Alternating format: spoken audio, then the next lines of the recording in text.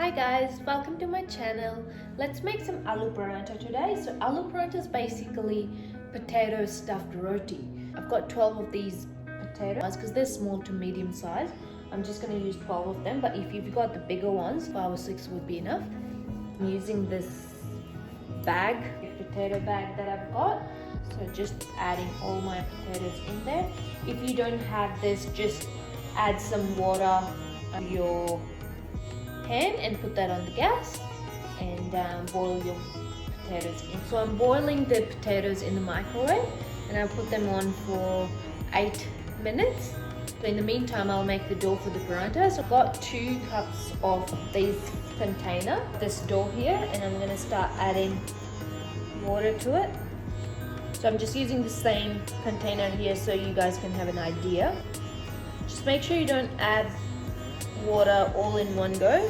You can see it's still not ready, it needs more.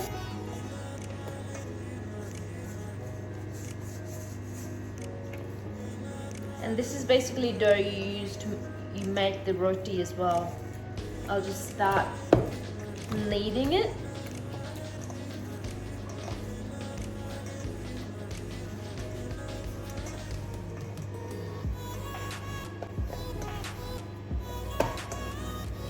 So I'm just going to dip my hand into the water, but I'm not going to add any more water to it because that's it.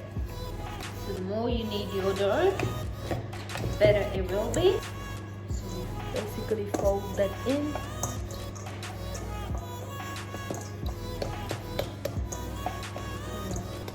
Leave it at this for now.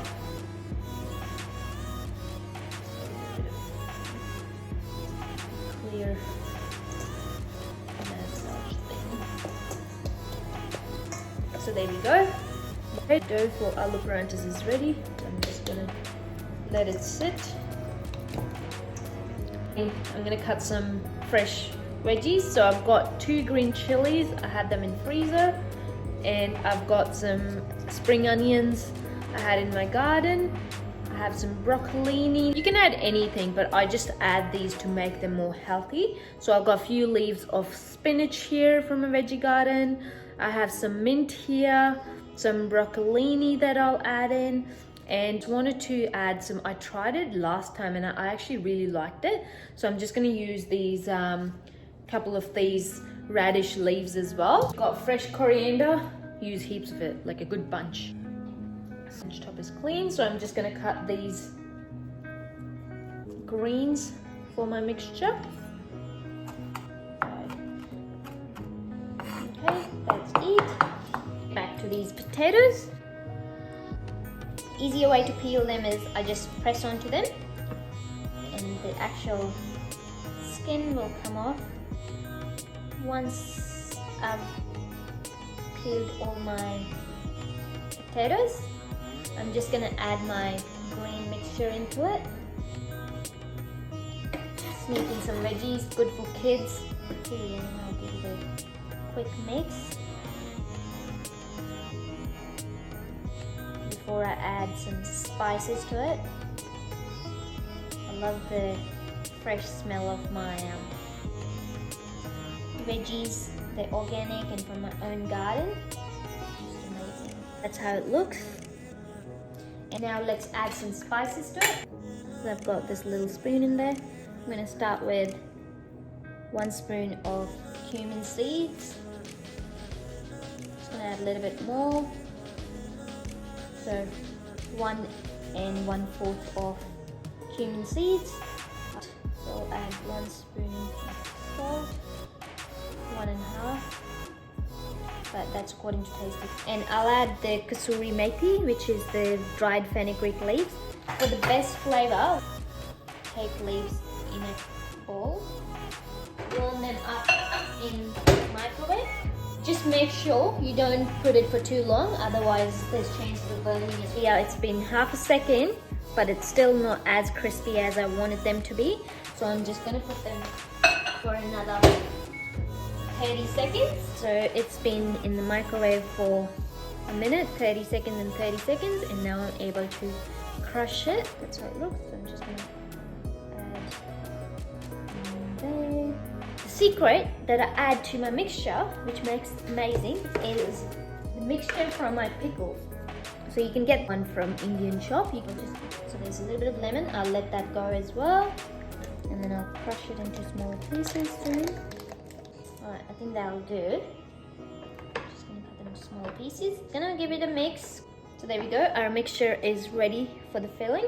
Taste here at this point. Tastes good to me. I'm just gonna leave it and let's make some paranthas very soon. So let's make the paranthas now. To start with, what I'm gonna do is I've got this tawa. It's the pan you can get from Indian store. It's got a bit of curd to it. If you don't have that, just use your pan that you've got. So what I've done is I've just put them on a heat, but I've just turned it a little bit low. So while I'm getting the mixture ready, it's getting heated up as well. So, and then I've got is the desi ghee, which is a clarified butter. You can get that from Indian shop as well. So I'm just going to put that a little bit closer to my tawa. That way, it's that way. So because I want it to melt and I want it to be happening at the same time as this is getting warmed up. While we're getting that to heat up, we'll get the mixture ready. I've got that dough I made earlier with the wheat flour, and then I've got the dried wheat flour that I'll be using while making the paranthas. And then here is our mixture. I'm using this, it's called chakla, as a base to roll my paranthas on. If you don't have that, just use your bench top, make sure it's clean. And then I've got the roller that I'll be using to roll the paranthas. So to start with, what I'm going to do is I'm just going to get a little bit of this desi ghee, just basically oil my hand. I'll just take a little bit bigger than a tennis ball, but you can go with a tennis ball if you want, size of dough, and then you just roll it. If it's sticking, make sure you add oil or flour. And once that's done, I'll just basically give it a bit of tap and dip that into the dry wheat flour, and then bring that onto my base here and roll it. So you roll it like that, and then you go the other way. So that's it. At this point, I'll stop because that's where I'll do my filling. And if you want, you can dip it into the flour again, just so it's not sticking to the base. What I'll do here is I'll add this filling in here. I like heaps of filling, so I'm just going to keep adding. But make sure you don't add too much as well, so you can't fold it. So what I usually do is just do that. And then what you do is to roll it, so just bring that one here, and then bring that one here, and then bring that one here, and here, here, and here. So just give it a press. So it's still round, but with the filling in it. Now, once that's ready, we'll dip that into the dry flour again, and then we just roll it.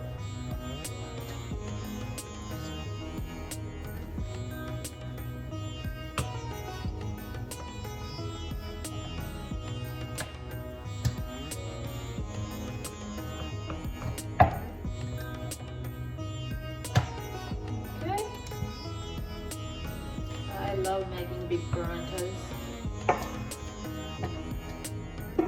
Okay, so that's my parantha ready. I'll lift my parantha and just add that onto the flour. You want it to be on high heat. Let's cook it. So you want a little bit of like that, but it's not fully done. And once it's at that stage, you just basically flip it, or you can use the spatula. So I'll leave it for a little bit longer, but if you want to fry it, what some people do is they just flip it at this stage and then they brush it and then they just flip it back on. Basically fry their parantha, but I don't fry my paranthas. Just like to keep it a little bit healthy. And now I've just flipped it and I'll let cook the other side. Almost ready.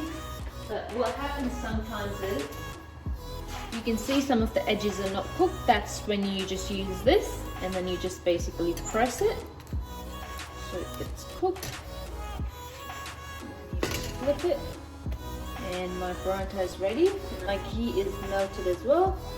I'm just gonna put the ghee all over my paronta. You can use olive oil, you can use just butter. This is how I like it. Okay, so there we go. I'm just gonna turn it on low so I can show you guys. There is your aloo paronta ready. Look at that. I'll just chuck that in there and then just rub it in and just leave it. If you guys liked it, let me know what do you think.